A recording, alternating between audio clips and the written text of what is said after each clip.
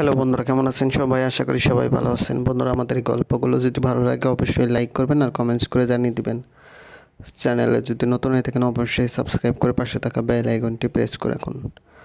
ফুলের বিছানায় একে অপরকে নিবিড়ভাবে জড়িয়ে রয়েছে দুজন মানবী। রাতের নীরবতায় এবং স্নিগ্ধতায় সুখ কুড়াতে ব্যস্ত তারা। শ্বাসের উষ্ণতা বাড়ছে, একে অপরের সাথে মিলেমিশে একাকার হয়ে যাচ্ছে। এই মিলনের মাঝে নেই কোনো অশ্লীলতা, আছে কেবল কিছু যন্ত্রণা, কিছু ভালো লাগা, কিছু শান্তি, কিছু নেশা, কিছু কাঙ্ক্ষিত মুহূর্তের অবয়ব দৃশ্য আর অজস্র ভালোবাসা। অন্ধকার রাতের গভীরতার আড়ালে ভালোবাসা পূর্ণতা ঘটেছে। মিলনের দরজায় কড়া নাড়ছে হৃদয় এবং তার প্রেয়সীর কপালে আলতো ঠোঁটের পরশ দিয়ে হৃদয় বলে, ভালোবাসি, খুব ভালোবাসি প্রেয়সী তোমায়। হঠাৎ করে মনে হতে লাগলো হৃদয়ের পাশে থাকা মানুষটি হাওয়ায় মিলিয়ে যাচ্ছে। হৃদয় এবং তার প্রেয়সীর ফুলে ফুলে সজ্জিত রুমটি যেন ধীরে ধীরে বদলে অন্ধকার কালকুঠুরি রূপ নিতে লাগলো। হৃদয়ের হাতে শক্ত করে ধরে থাকা হাতটিও যেন হাওয়ায় মিশে যাচ্ছে। চোখের নিমিষেই তার প্রেয়সী উধাও হয়ে গেল। হৃদয়ের বিছানাতে পড়ে রয়েছে শুধু 5টি নীলপদ্ম। হৃদয় দৌড়াচ্ছে, হন্য হয়ে খুঁজছে তার প্রেয়সীকে, কিন্তু তার চিহ্নটুকু যেন হাওয়ায় মিলিয়ে গেছে। একটা সময় হাল ছেড়ে হাঁটু গেড়ে প্রেয়সী প্রেয়সী বলে চিৎকার করতে থাকে হৃদয়। হাতের মুঠোতে এখনও রয়েছে সেই নীলপদ্মগুলো ধীরে ধীরে শুকিয়ে নষ্ট হয়ে যাচ্ছে। হৃদয়ের চোখ জোড়াও বন্ধ হয়ে আসছে, সব আবছা আলোয় মিলিয়ে যাচ্ছে। মনে হচ্ছে এই বুঝি তার প্রেয়সী তাকে ডাকছে। হঠাৎ লাফ দিয়ে বিছানায় শোয়া থেকে উঠে যায় হৃদয়। কপালে তার বিন্দু বিন্দু ঘাম জমছে, গলা যেন শুকিয়ে কাঠ হয়ে আছে। বিছানার সাইড টেবিল থেকে গ্লাসটি নিয়ে ঢকঢক করে পানিটুকু খেয়ে নিল সে। ঘরের কাঁটাটি 4টার ঘর ছুঁই ছুঁই করছে। আশেপাশে চোখ বুলিয়ে দেখলো সে তার রুমেই রয়েছে। তাহলে কি এসব কেবলই স্বপ্ন ছিল? হতে পারে বিগত 2 বছর ধরে এরূপ স্বপ্ন যে তাকে তাড়া করে বেড়াচ্ছে। চোখের কোণায় পানি জমতে লাগলো। ভালোবাসার মতো নির্মম বেড়াজালে আজ সে জর্জরিত। না জানে কবে মুক্তি হবে তার, কবে খুঁজে পাবে তার প্রেয়সীকে। আনমনেই বলতে থাকে, কোথায় প্রেয়সী, তুমি কোথায় হারিয়ে গেলে? প্রেয়সীর কথা ভাবতে ভাবতেই অতীতের পাতা উল্টাতে লাগলো সে। 3 বছর আগে প্রচণ্ড বেগে গাড়ি চালাচ্ছে হৃদয়। পুরো নাম শেখ হৃদয় আহসান। শেখ গ্রুপের এমডি সে। শহরে কম বয়সী ব্যবসায়ীদের একজন। চিটাগাং হাইওয়েতে এত জোরে গাড়ি চালানোটা মোটেই ভালো কিছু নয়, কিন্তু গাড়ির ব্রেক যে কিছুতেই কাজ করছে না। আজ একটা মিটিংয়ের জন্য তাকে ইমার্জেন্সি চিটাগাং যেতে হবে। তাই অফিসে মিটিং সেরে অফিস থেকে গাড়ি নিয়ে বেরিয়ে পড়ল সে। প্রথমে বুঝতে না পারলেও হঠাৎ অনুভব করলো গাড়ির ব্রেকটা আজ কাজ করছে না।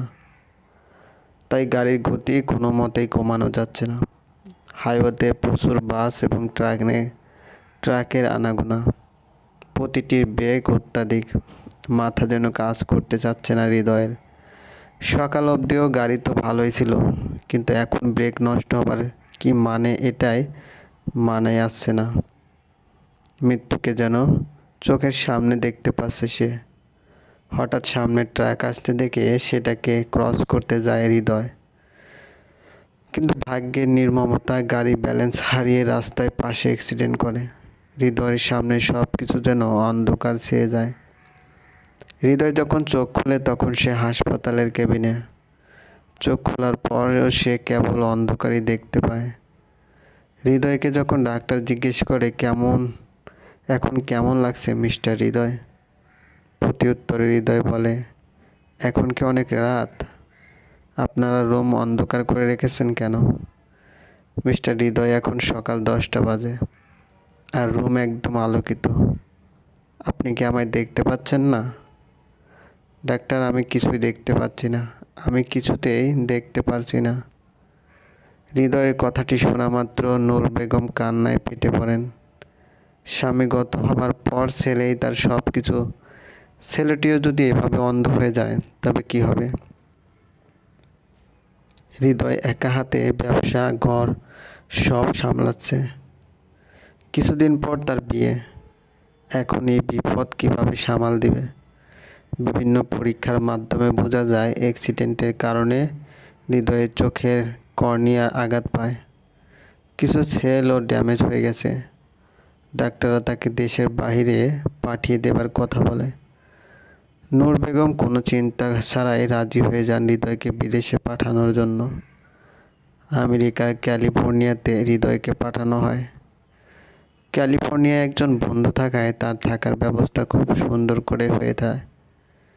হৃদয়ের অসুস্থতার খবর গোপন রাখার জন্য চিকিৎসার সময়কালীন থাকার জন্য এক রুম, হল এবং কিচেনের খুব ছোট ফ্ল্যাট ভাড়া করে দেয় হৃদয়কে।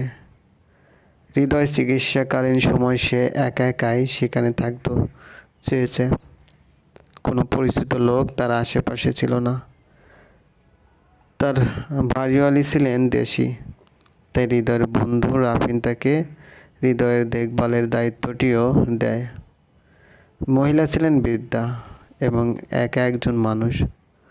তার কোনো আত্মীয়স্বজন কেউই ছিল না, তাই তার থেকে ভরসাবান কাউকেই রাফিন খুঁজে পায়নি। এভাবে শুরু হয় হৃদয়ের অন্ধত্ব জীবন। দিন যেতে থাকে, একটা সময় হৃদয় যেন হাঁপিয়ে উঠেছিল।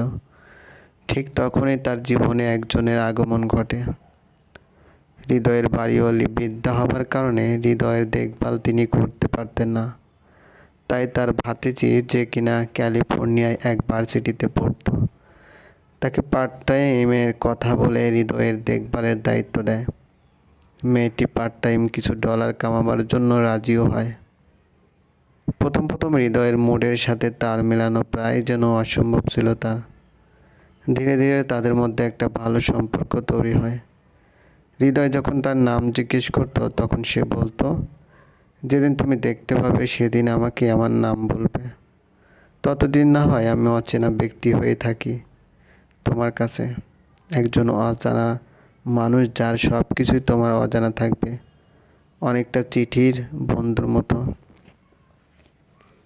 মেয়েটির সব কিছু যেন মন ছুঁয়ে যেতে থাকে হৃদয়ের। একটা সময় সে তার প্রেমে পড়ে যায়। প্রেম গাঢ় হতে হতে কখন যে ভালোবাসায় পরিণত হয় বুঝতে পারে না তারা। দেখতে দেখতে 6 মাস কেটে যায়। আবেগের বশে মেয়েটিকে বিয়ের প্রস্তাব দিয়ে বসে হৃদয়। প্রথমে খুব দ্বিধায় পড়ে যায় মেয়েটি, কারণ মা বাবা দেশে, স্কলারশিপ নিয়ে পড়তে এসেছে, তাও ফুপুর সাহায্যে। বিয়ের ব্যাপারটি তো ছেলে খেলা নয়। হৃদয়কে সে ফিরিয়ে দিলেও হৃদয়ের অবিরাম ভালোবাসাকে সে ফিরিয়ে দিতে পারে না। তারা একটি মসজিদে গিয়ে ধর্মীয়ভাবে বিয়ে করে নেয়।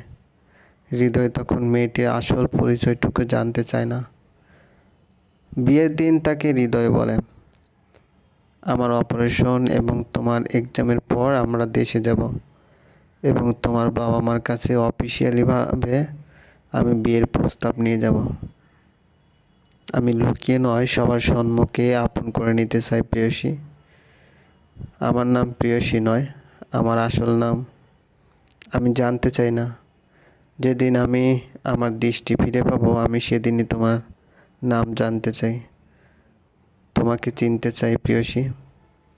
যদি সেদিন দেখো আমি একটা খুব কুৎসিত নারী, তখন কি এই ভালোবাসা কমে যাবে? আরেকটি বার কি ভেবে দেখা উচিত ছিল না? আমি তোমাকে ভালোবেসেছি তোমার শারীরিক সৌন্দর্যকে না। তুমি যেমনই হও না কেন, আমি আজীবন তোমায় ভালোবাসবো, আজীবন। ভালোবাসার আবেগে দুজনই তাদের দাম্পত্য জীবন শুরু করে।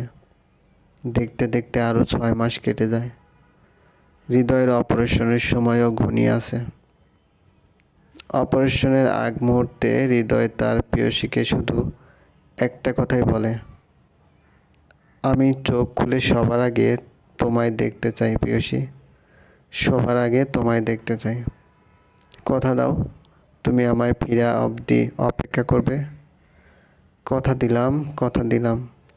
এই কথোপকথনটুকুই ছিল তাদের শেষ কথা। হৃদয়ের চোখ ভালো হবার পর সে প্রেয়সীকে দেখতে অবধি পায় না। মেয়েটি যেন হাওয়ায় মিলিয়ে গেছিল। সেই ফ্ল্যাটটি যেখানে তারা থাকতো সেখানে ফিরে গিয়ে মেয়েটির কোনো চিহ্ন অবধি পাওয়া যায়নি। শুধু বিছানায় 5টি নীল পদ্ম ছিল, যা প্রতিদিনের মতো মেয়েটি হৃদয়ের জন্য এনে রেখেছিল। সারা শহর খুঁজে মেয়েটি এই ফুল প্রতিদিন হৃদয়ের জন্য আনতো, কারণ এটা হৃদয়ের পছন্দের ফুল ছিল। চলবে, গল্পটি ভালো লাগলে অবশ্যই লাইক করবেন। আর প্রেয়সীর কপালে আলতো ঠোঁটের পরশ দিয়ে হৃদয় বলে, ভালোবাসি, খুব ভালোবাসি প্রেয়সী তোমায়। হঠাৎ করে মনে হতে লাগলো হৃদয়ের পাশে থাকা মানুষটি হাওয়ায় মিলিয়ে যাচ্ছে। হৃদয় এবং তার প্রেয়সীর ফুলে ফুলে সজ্জিত রুমটি যেন ধীরে ধীরে বদলে অন্ধকার কালকুঠুরি রূপ নিতে লাগলো। হৃদয়ের হাতে শক্ত করে ধরে থাকা হাতটিও যেন হাওয়ায় মিশে যাচ্ছে।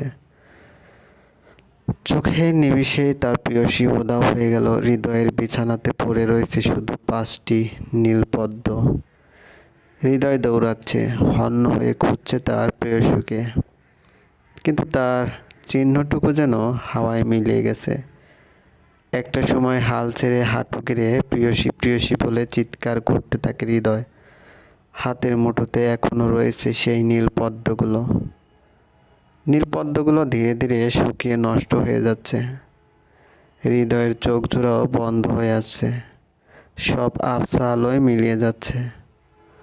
মনে হচ্ছে এই বুঝি তার প্রেয়সী তাকে ডাকছে। হঠাৎ লাফ দিয়ে বিছানায় শোয়া থেকে উঠে যায় হৃদয়। কপালে তার বিন্দু বিন্দু ঘাম জমছে, গলা যেন শুকিয়ে কাঠ হয়ে আছে। বিছানার সাইড টেবিল থেকে গ্লাসটি নিয়ে ঢকঢক করে পানিটুকু খেয়ে নিল সে। ঘড়ির কাঁটাটি 4টার ঘর ছুঁই ছুঁই করছে। আশেপাশে চোখ বুলিয়ে দেখলো সে তার রুমেই রয়েছে। তাহলে কি এসব কেবলই স্বপ্ন ছিল? হতে পারে বিগত 2 বছর ধরে এরূপ স্বপ্ন যে তাকে তাড়া করে বেড়াচ্ছে।